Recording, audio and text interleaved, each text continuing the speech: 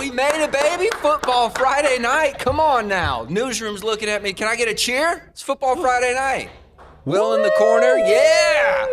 Oh, at long last, the wait is over. Football Friday night. High school football returns tonight in the state of Arkansas. We had a couple games last night, but it's back in full force today. Unfortunately, by the time you're watching this, you're probably at the games already, but we're too excited that we're still going to talk about it a little bit. But joining me today on her first Football Friday night shift is E. Hutch. E. Hutch, how are you feeling it as your first experience with FFN? What are the feels or the vibes, as the kids say? The vibes are good. The vibes are high. I'm definitely super excited. A little bit stressed, but you know what? That's usually how I am whenever I'm trying out something new. So hopefully I get the hang of it sooner than later, but I'm super excited. And yeah, I'm just honestly ready to get the show on the road, ready to see how high school football in Arkansas runs. Because I know in Texas, at least, man, it runs in those people's veins. So gonna see how we do it here. Are you nervous at all? Arms heavy? Vomit on your sweater already? Mom's spaghetti? Mom? Nervous, but on the now, surface you're calm and ready? Everybody in the 3-1-3. She's dressed like she listened to some Eminem today to get ready for Football Friday night to get herself pumped up. Some could say palms sweaty, mom's spaghetti. So palms are sweaty, though. This is your moment. You own it. She'll be running the digital side of everything tonight for you guys. She'll be keeping you up to date on all the scores, the teams. So head to our website. She's the one taking care of all of that, as is Will over there in the digital corner over there. Will Smith. You know, it's funny, though, that E. Hutch would dress like she listens to Eminem and all that to get ready. But we got young Riley at the producer booth. He might be the only one that is close to my excitement level, maybe more so than me for Football Friday night. I'm so excited. I'm so excited to see all the highlights tonight and all the great plays. And there's nothing better than high school football. He's shaking with excitement. It is, boy, when I tell you guys this, and you'll see it tonight, Riley has worked pretty hard behind the scenes. I have our engineer, Robbie, to really up the production value for you guys this year. We're going to do it big, and it's going to be better than ever before, and I think that's a safe promise to make you guys, that if you tune in, this season of Football Friday night is going to be the best. So hope that you all tune in. We already started the season off with an absolute banger last night, young Riley. The highlights for Rogers at North Little Rock, they were the only area team going last night. Rogers came down to the wire. Rogers was down by 21. They came storming back to make it 28-21. Oh. They got a questionable first down on a fourth down call and then threw a touchdown to tie it. And then with 50 seconds left, North Little Rock breaks off a touchdown to win it. 34-28. If that's the action we're getting this year, E. Hutch, you are in for one heck of a ride. Yeah, no, I'm super excited. And obviously everybody loves those games that are down to the wire, and you always love to see, coming back from maybe a huge deficit. I know those are my favorite types of games. So, like I said, I'm really excited to see how Arkansas does football down here. And like you said, if it's going to be anything like that game we saw last night, then I'm super excited. Yeah, that's one thing about the South. They love their high school football. I'm from California. Football is big out there, but it's important. But in the South, it's a way of life, and there is a difference there. Like these towns, these cities, the communities, they live, breathe, and die by their high school football teams, and I think that's why we love it so much, and why I am so drawn to this, and feel so important, or that it's important to cover it. Young Riley, speaking of that, we've got just three, if you want to talk towns living and breathing and dying by their teams, we got three of the best rivalries in the state tonight. Yep. Fort Smith, Battle of Rogers Avenue, baby. Yep. Can't wait to see North Side and South Side. Not in the same conference, but the rivalry still runs deep. Very excited to see that. Very excited to see, South Side, I think it was 27-7 last year. Got the most of North Side, so we'll see how they respond tonight. Got the Battle of the Bone, baby. Alma. The dogfight. And Van Buren. That's going to be great. It's going to be a dogfight. And then we got another River Valley rivalry with Charleston and Boonville. No, it's going to be great. No official name to that one, but I thought in my research something like the Battle of Champions was mentioned. I like that, man. That makes it sound grandiose for sure. Yep. Those three interesting. If I had to pick one game outside of the rivalries that I'm most intrigued by, and I think Riley would agree with me, is going to be Greenwood at Bentonville West. Now, quick refresher on that. Greenwood was 6A last year. They've been a dynasty in 6A. They moved down to 5A for this season, but they're playing Bentonville West, who is 7A. And Bentonville West is a dark horse candidate to win the 7A West this year. They're kind of the sleeping giant up in that corner of the state. So that's what I'm intrigued by. Greenwood, of course, lost their head coach in the offseason. They lost everything quarterback Kane Archer. Are they still the dominant force, especially moving down a division, taking on Bentonville West, who has a real shot at doing something special this year? That's the one I'm watching. Okay, heck yeah. And I know you were talking about that earlier this week. Obviously, that non-rivalry game. I will say, I know you've been talking about, like divisions like 7A, 6A. I don't really know how it works that way. I didn't know if you had to be in the same division to play each other, but I guess not. How do you count for a 6A, 7A? So basically, the 7A is the biggest. Those are the largest schools. Okay. And then it goes all the way down to 2A in football, and then there's 8-man football as well. Yes. So the bigger the number, the bigger the school, the smaller the number, the smaller the school. And you can cross-schedule opponents in your conferences or a cross-conference, but typically, you want to try and stay close so that you're not playing up or down too far in the level of competition. Maybe give your team a test, which is what Greenwood is doing, playing up. Or in the case of, maybe some of those middle-tier teams, 4A playing a lower 3A, try and get your team some confidence with a win. But some of those 3A teams can take out the 4A teams. They're that good, and that's why football in Arkansas is just so intriguing.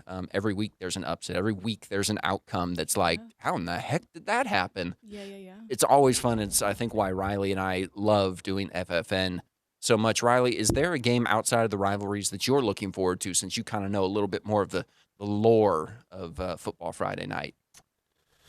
Or a team? Yeah, I mean, I always got to talk about the state champs from last year for 4A, Elkins. Very excited to see them tonight. Fear the Bugle. Fear the Bugle. Excited to see all the new coaches that are starting with their new programs. Fayetteville comes to mind with Anthony Lucas. Who else we got? And that's something that you had pointed out to me in the offseason, was just how extensive the list of new coaches was. I mean, maybe not so much in our area. I think we had 3 or 4, but in the whole state. Yeah. It's a long list of new coaches and new places. A lot of moving around. It looks like the NFL coaching carousel a little bit. Hopefully a little more successful, though, and they stay at their respective spots a little bit longer. But yeah, always intriguing. The Anthony Lucas one, young Riley brought up, former Arkansas receiver. I was about to say, didn't he grew up in the area anyway, so I feel like having a coach that obviously knows the lay of the land and kind of like returns to their hometown, I always love a good story like that. And so I'm hoping for the best in his situation. He's passionate, he's energized, and the off season with Fayetteville, there was, I don't want to say controversy surrounding the team, but their quarterback, Hank Hendricks, who was initially going to come back and play his senior year, reclassified to go across the street to go to Arkansas. So there was a little bit of, again, controversy is not the right word, but we were talking about Fayetteville in the off season and what that could mean for the program. But Anthony Lucas has stepped in, taken charge, and he's confident that he can get his guys competitive and back into state title contention. Let me take a drink there with the roster that he has. Okay, yeah. Controversy. Wait, that's actually kind of crazy that he reclassified. Well, not only did he reclassify, but reports from camp are that he is looking pretty darn good. Now, he's not going to overtake KJ Jackson or AJ Hill for the starting quarterback role, but reports are the arm looks good. He's poised beyond his years, very mature. So definitely Hank Hendricks is a name to watch, not necessarily this year, but perhaps next year, especially the following year. Yeah. To keep in mind. But, now that we're across the street, unless young Riley has anything else to mention with FFN, he says he's good. I think now is probably a good time to transition to talking about Arkansas athletics. Obviously, football is kicking off next Saturday. We're 8 days away from the start of college football in Arkansas. College football as a whole started last night. There are some games going on. I mean, it was kind of who cares you, but Yeah. no disrespect, but it wasn't the big names that get the eyes on them and the views. But college football is officially back, but Arkansas starts next Saturday. However, we've got a whole week to talk about that. And we will. And we will. Trust me, we'll get schedule predictions, we'll get stat predictions, we'll get all of that starting next week. Yup. For today, though, let's talk about soccer. Yeah. They played last night. They lost again last night, so they are now 0-3-1, which on the Arkansas website, I did a little bit of digging. It doesn't go as far back as the start of the program. Okay. But from what I could see, that is the worst start in the archives that I could find in program history is 0-3-1. Are you concerned? Keep in mind that they do have 2 easier games coming up in North Little Rock and Jackson State, both at home, to try and get right before SEC play. I obviously think the alarms should be ringing. Like you said, not a very good start for them. And, before we came on the pod, we were kind of just like, we don't really get it. Like, why would they be having such a bad start? It's not like there's a new coach to the program, at least not that there's not any players, that I can think of that left and, like, that's made a huge impact. So I definitely think, I don't know, going into SEC play, like you said, having those 2 easy games, if those aren't won, then I don't really know what else could possibly come from it. Yeah, that's a big issue if they can't win both of those games. Yeah. It's also interesting. They've won 5 SEC championships since 2019. They've never had a season in that time span where they lost more than 5 games. They're already at 3. Yeah. But again, that could be completely out the window. It could be that Colby Hale just needs a little bit of extra time to figure out this team, figure out what they're good at, and maybe the thing with Colby Hale is he's a very aggressive coach. So it could be a case of he needs to maybe change his philosophy a little bit to fit what this team is good at to get them in the right direction. They may not be able to play the way he wants exactly. So perhaps it's a maintain that same mentality, but maybe change tactically how you approach that. Yeah. But if Colby Hale's proven anything, it's that he knows how to win. He knows how to get the girls going in the right direction.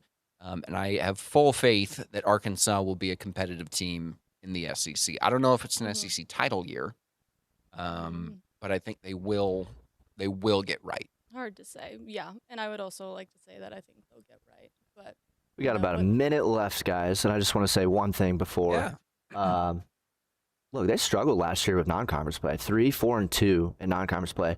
Their strong part of their schedule last year was in conference play. They went 7-1-2, so they could easily hit a stride in the middle of the season. The offense needs to get going, though. Well, and we have to keep in mind as well, as they play tough non-conference opponents, to back up Riley's point. They lost to UNC, who was number 7, I believe. They lost to, I think it was Baylor was the first one. Yeah. They were sitting just outside the top 25. And then this latest one to Clemson. Clemson was sitting just outside the top 25 as well. So tough teams they're losing to, but they're up to that standard usually of competing with them. Quick mention here as we're under 30 seconds. Volleyball also gets going on the Hill. That starts tonight. They'll be playing in the Razorback Invitational, 3 games across 3 days. So the Hill is just becoming a hive of activity. But E-Hutch, well, that flew by today, so we got to get one more plug in for young Riley. E-Hutch, I'm Alex Stewart. Tune in to Football Friday night, week 1 tonight, 10:15. See you there.